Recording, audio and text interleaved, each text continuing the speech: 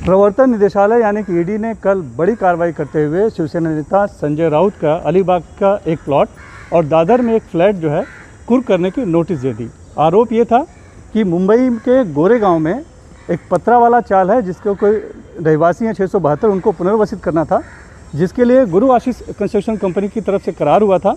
लेकिन उस कंपनी ने कोई भी पुनर्वसन करने की बजाय उसने यहाँ के जो बाकी जो जगह थी वो कुल 9 डेवलपरों को बेच दी, बदले में 901 करोड़ रुपए बनाए और साथ ही एक मिडॉस कंपनी का एक प्रोजेक्ट बनाकर 138 करोड़ रुपए और कमाए दूसरों को फ्लैट बेचकर। लेकिन जो पुनर्वसन करना था वो पुनर्वसन नहीं किया गया, बल्कि वो जो उस गुरु आशीष कंपनी में जो डायरेक्टर थे उसमें एक राकेश पासवान भी थे, उनकी एसडीआईएल कंपनी से एक और जो डायरेक्टर थे प्रवीण राउत, उनके हिस्से में 100 करोड़ रुपए गए और उसी 100 करोड़ रुपए के हिस्से में से 55 लाख रुपए उन्होंने संजय राउत की पत्नी वर्षा राउत को दिए, यानी मनी लॉन्ड्रिंग की गई, ऐसा आरोप है। तो सवाल ये उठता है कि आखिर वो पत्राचाल हाउसिंग प्रोजेक्ट है क्या, ये जानने के लिए आज हम यहाँ पर गोरेगांव में आए हैं। गोरेगांव पश्चिम में सिद्धार्थ नगर है, इसी सिद्धार्थ नगर में ये पूरा इलाका है जो कि बताया जाता है कि 1947 में बना था, एक मिलिट्री कैंप था जो एयरपोर्ट से जो कुछ विस्थापित लोगों को यहाँ पर लाकर बसाया गया और बाद में 2007 में इसके डेवलपमेंट की बात शुरू हुई। इस बारे में और विस्तृत रूप से जानकारी जानने के लिए कि खाली पत्रा वाला चाल है क्या, इसका नाम पत्रा वाला चाल क्यों पड़ा है और किस तरह से जो यहाँ के रहवासी हैं वो इस पूरे मामले में पीड़ित हैं, एक तरह से ठगे गए हैं और विस्थापित हो चुके हैं पिछले 14 सालों से, वो जानने के लिए हम बात करेंगे। ये सब सदस्य हैं यहाँ के रहने वाले और ये जो सिद्धार्थ नगर गृह निर्माण हाउसिंग सोसाइटी है उसके चेयरमैन हैं राजेश दड़वी। सर, सबसे पहले तो ये बताइए कि इतना नाम हो गया पत्रा वाला चाल आप लोगों का और इतना बड़ा राजनीतिक उस पर भी हो रही है, लेकिन सबसे बड़ी बात है कि आप लोग इस पूरे मामले में अभी तक पीड़ित हैं, विस्थापित हैं। कब से विस्थापित हैं और कैसे आप लोग इस पूरे समस्या को झेल रहे हैं?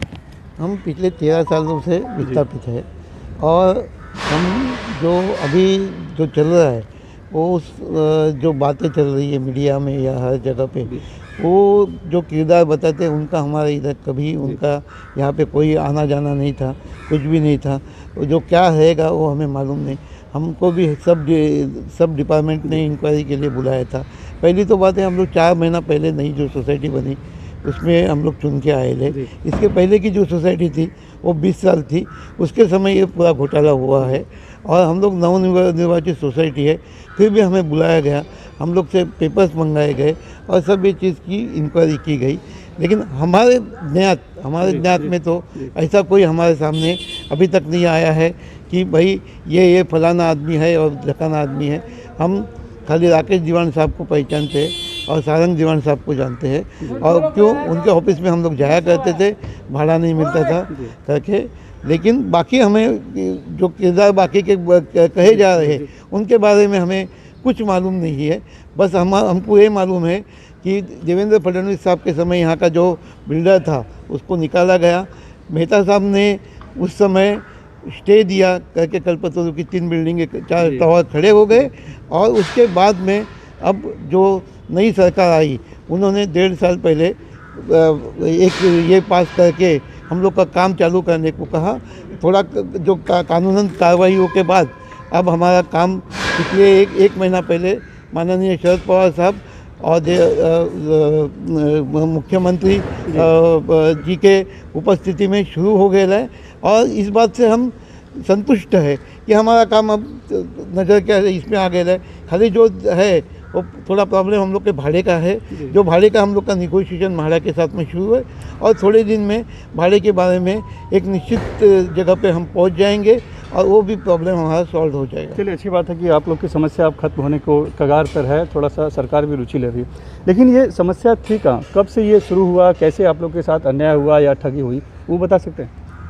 जब एक्चुअली ये इसके अंदर क्या है मालूम है, जब ये सोसाइटी रहती है, इस सोसाइटी का दायित्व रहता है कि जो अपने यहाँ के जो रहने वाले लोग हैं उनका जो अधिकार है उसका संरक्षण करना, और वहीं पे हमारी सोसाइटी कम गिर गई और उसी वक्त के जो म्हाडा के अधिकारी लोग थे वो भी कम गिर गए और 2012-13 में जो अलग अलग एक नए एग्रीमेंट बने उसके अंदर सोसाइटी ने पूरे राइट बिल्डर को दे दिए।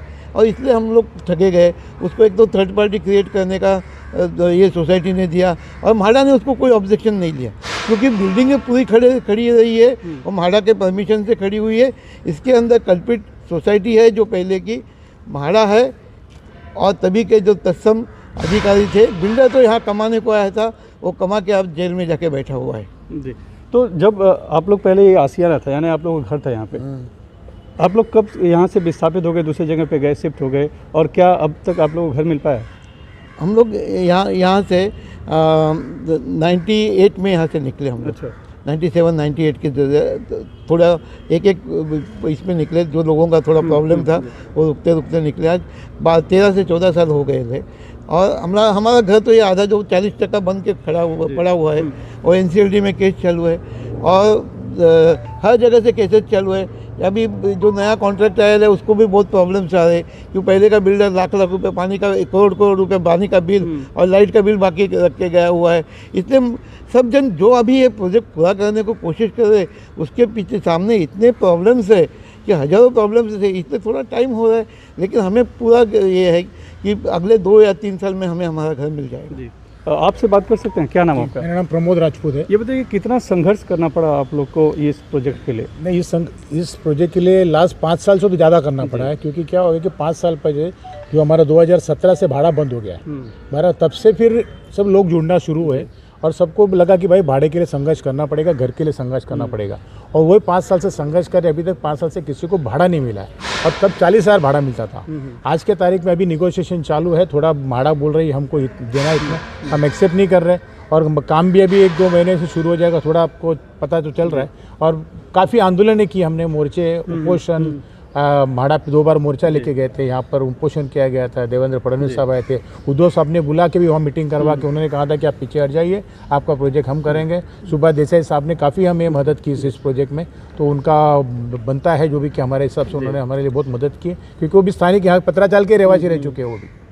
तो ऐसा संघर्ष करके आज हम लोग एक ऐसे स्टेज पर पहुँचे हैं कि भाई हमारा भी 1-2 महीने के अंदर पूरा होना है, बाकी है थोड़ा निगोशिएशन चल रहा है और कुछ नहीं। तो बिल्डर ने किस तरह से ठगी कर दी आप लोगों की, खास करके गुरु आशीष कंस्ट्रक्शन ने? इस बारे में राजेश भाई बाधा बताएंगे तो अच्छा है कि ठगी के बारे में। उन्होंने जो थर्ड पार्टी क्रिएट करके जो प्लॉट बेचे गए, उसके बाद में उन्होंने जो बेचे वो प्लॉट के ऊपर भी लोन लिया गया, और वो लोन लेने के बाद PMC बैंक का घोटाला हुआ, और उसके बाद में उन्होंने काम बंद कर दिया, 5 साल से भाड़ा बंद कर दिया, और वो NCLT में चले गए।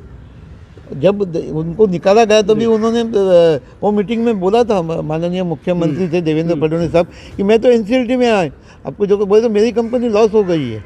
ये ऐसी एक तरह से जानबूझ के पूरी प्रॉपर्टी बेच के खुद को लॉस करने का एक ठगी का, ये पूरा ठगी का ही षड्यंत्र है, ये पूरी ठगी की है। और इसके अंदर जो यहाँ के सोसाइटी और जो थी उसका पूरा उनको सहयोग था। उसके बाद में जो बिल्डर थे वो उनका ही उसमें सहयोग था, और उस समय के जो म्हाडा के अधिकारी थे, ये लेवल के ऊपर ये पूरा काम हुआ है। अच्छा, इस पूरे मामले में एक प्रवीण राउत का नाम आया है, तो क्या प्रवीण राउत से कभी आप लोग ने देखा है, मुलाकात थी, वो आते थे यहाँ पर? प्रवीण राउत बाकायदा यहाँ पे आते थे जब प्रोजेक्ट शुरू हुआ, वन ऑफ द डायरेक्टर थे। उन्होंने निगोशिएशन भी किया हुआ है घर खाली करने के लिए या प्लॉट खाली करने के लिए, यहाँ के जो प्रार्थना स्थल वगैरह हटाने के लिए उन्होंने तभी सबसे मिलते थे, और वो बाकायदा यहाँ पे इन्वॉल्व थे। वो भी अभी फिलहाल जेल में है इसी प्रोजेक्ट को लेकर? हाँ, हो सकते हैं साहब, है सुना है हम लोग ने, और हो सकता है यहाँ पे देखो घोटाला तो हुआ है, पर किसने किया है हमको मालूम नहीं है। तो संजय राउत भी कभी आया, क्योंकि प्रवीण राउत से संजय राउत का कनेक्शन जोड़ा जा रहा है, और जो कार्रवाई कल हुई वो ED कहीं ना कहीं पत्राचाल का उल्लेख किया गया उसमें। नहीं, संजय राउत साहब कभी यहाँ पे दिखे नहीं हमको, या कोई उनका यहाँ पे ये नहीं है। हमारा खाली जो यहाँ के लोकल नेता है सुभाष देसाई साहब, वो भी हम जाके बोले 5 साल पहले कि हमारा भाड़ा बंद हुआ, तभी से उन्होंने हमको सपोर्ट किया कि 50 साल पहले वही खुद यहाँ पे उन्होंने बचपन कॉलोनी में निकाला हुआ है, इसलिए थोड़ा लगाव था उनको, इसलिए उन्होंने यहाँ पे हम लोग को थोड़ी जो पॉलिटिकल ये रहती है वो मदद उन्होंने की। ये पत्राचाल के रहवासी हैं, सालों से पीड़ित हैं, विस्थापित हैं। इनका अपना घर था, उसे तोड़ दिया गया पुनर्वासन के नाम पे। अभी वो किराए के मकान पे रहते हैं, किराया भी ठीक से दिया नहीं जाता है, और जो उनकी ज़मीन थी जहाँ उन्हें पुनर्वासन मिलना चाहिए था, वहाँ पर ऐसे इस तरह से टावर खड़े हो गए, और दूसरे जो सेल वाले हैं उनसे यहाँ पर बिल्डरों ने पैसे जमा कर लिए। इसके अलावा और भी 9 ऐसे यहाँ पर जो प्रोजेक्ट हैं वो चल रहे हैं, लेकिन इनको अब तक मकान नहीं मिला। बहरहाल अब इनका कहना है कि कुछ महीने पहले ही इनके लिए बिल्डिंग बनने की शुरुआत हुई है और अब इन्हें उम्मीद है कि इन्हें न्याय मिलेगा। लेकिन बड़ा सवाल है कि इस पूरे प्रोजेक्ट से संजय राउत का नाम जोड़ा गया और वो इस तरह कि ये जो पूरा प्रोजेक्ट है जिसे पुनर्वसन के लिए बनाया गया, इस पर बिल्डरों ने पुनर्वसित करने के बजाय जो टेनेंट हैं 672 उनको उन्होंने दूसरे बिल्डरों को बेच दिया, प्राइवेट लोगों को बेच दिया, उससे पैसे बनाए और उस पैसे में से ही 100 करोड़ रुपए जो है एक डायरेक्टर जो हैं प्रवीण राउत, उस प्रवीण राउत के खाते में गया और उसी में से 55 लाख रुपए जो है कि संजय राउत की पत्नी वर्षा राउत के खाते में गया, जिसके जरिए उन्होंने प्लॉट खरीदा, जिसे कि कल ईडी ने कुर्क करने की नोटिस दे दी है। बहरहाल जो यहाँ के टेनेंट हैं उनका कहना है कि उन्हें इस सब बारे में कोई जानकारी नहीं है और संजय राउत कभी यहाँ पर प्रत्यक्ष तौर पर आए नहीं। हाँ, प्रवीण राउत ज़रूर आया करते थे क्योंकि वो प्रोजेक्ट में डायरेक्टर थे और वो कई बार जो समझौता हुए हैं उसमें भी शामिल हुए हैं, मीटिंगों में शामिल हुए हैं। बहरहाल इनकी अपनी एक खाली यही एक इच्छा है कि उनका प्रोजेक्ट जल्द से जल्द पूरा हो, ये जो विस्थापित हुए इतने सालों से इनको अपने हक का घर मिले और ये जो इनके साथ जो अन्याय हुआ है वो अन्याय दूर हो और इन्हें न्याय मिले। मुंबई से कैमरामैन धनेश के साथ सुनील सिंह, NTV इंडिया के लिए।